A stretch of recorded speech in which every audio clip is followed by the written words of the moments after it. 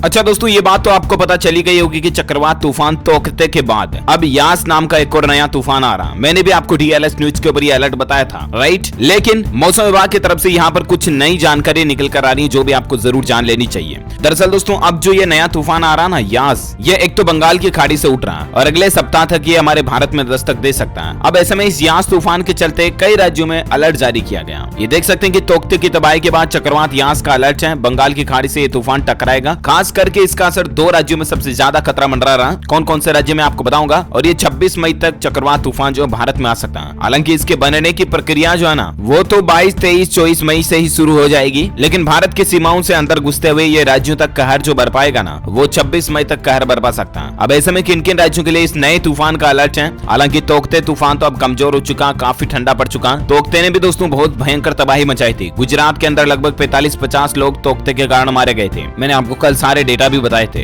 Right. मतलब क्या बोलूं आपको, हजारों तो पेड़ गिर गए, सैकड़ों बिजली के खंभे गिर गए, हजारों घर तबाह हो गए, लोगों के चद्दर टीन शेड उड़ गए। तो इन सभी नुकसान को देखते हुए कल प्रधानमंत्री नरेंद्र मोदी ने गुजरात का हवाई दौरा करते हुए जायजा भी लिया और 1000 करोड़ रुपए का राहत पैकेज देने का ऐलान भी किया। वहीं सभी राज्यों में जहां जहां भी तूफान से तबाही मची है ना, महाराष्ट्र, राजस्थान, गुजरात, उत्तर प्रदेश वगैरह, जिन भी राज्यों में इस चक्रवात तूफान तोकते की वजह से जिन लोगों की जान चली गई, उनके परिवारों को सरकार ने 2-2 लाख रुपए का देने का ऐलान भी किया है और घायलों के परिवारों को 50-50 हजार रुपए का मुआवजा देने का भी ऐलान किया, राइट। लेकिन अब यहाँ पर ये तो तोकते तो चलो ठीक है, इसकी फिल्म अब खत्म होने वाली है, ठंडा हो गया, तोकते धीरे धीरे नॉर्मल हो गया। अब यहाँ पर जो नया अलर्ट आ रहा है दोस्तों, वो YAAS यास करके एक नया तूफान आ रहा। ये जो एक और चक्रवाती तूफान आ रहा ना, इसको लेकर मौसम विभाग का अनुमान है दोस्तों कि कई राज्यों पर ये असर डाल सकता है। अच्छा, ये जो नया चक्रवाती तूफान है दोस्तों, ये उत्तर अंडमान सागर और बंगाल की पूरी मध्य खाड़ी में 22 मई को कम दबाव का क्षेत्र बनने की संभावना के चलते बन सकता है, जो कि एक चक्रवाती तूफान में तब्दील हो सकता है। ये मतलब एक पहले से अनुमान लगाया जा रहा, अलर्ट जारी किया गया। और इसके बाद ये अगर तूफान में बदल जाता है तो इसका नाम रहेगा चक्रवात यास, जो कि 26 से 27 मई को पूर्वी तट पर पहुंचने का अनुमान है। भारतीय मौसम विज्ञान विभाग ने कल इस बात की जानकारी दी है। अब दोस्तों, ये अगर तूफान जो है ना, बंगाल की खाड़ी और अंडमान सागर में बनने वाला अगर चक्रवात में बदल जाता है और भारत की सीमाओं में प्रवेश करता है, तो किन किन राज्यों में खतरा मंडरा रहा है, किन किन राज्यों में ये तूफान तबाही मचा सकता है। तो इसको लेकर मौसम विभाग का कहना है कि एक तो पश्चिम बंगाल, उड़ीसा, असम और मेघालय, इन 4 राज्यों में सबसे ज्यादा इस तूफान का प्रभाव हमें देखने को मिल सकता है। बाकी अंडमान निकोबार, कोलकाता,